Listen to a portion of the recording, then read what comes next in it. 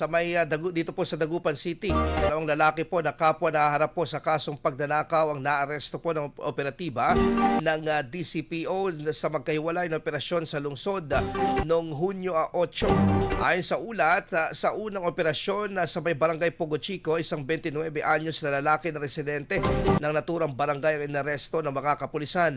Makalipas ang ilang oras, nadakip naman sa barangay Mayombo ang isa pang 29 anyos na lalaki na residente naman ng Barangay Karanglaan sa sinagawang operasyon ng Dagupan Police Station 2. Katuwang din ang CIDMU at CIU.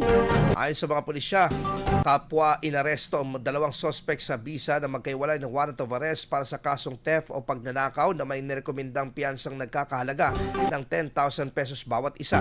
Dinala ang dalawang naarestong individual sa Dagupan City Police Office para sa wastong proseso.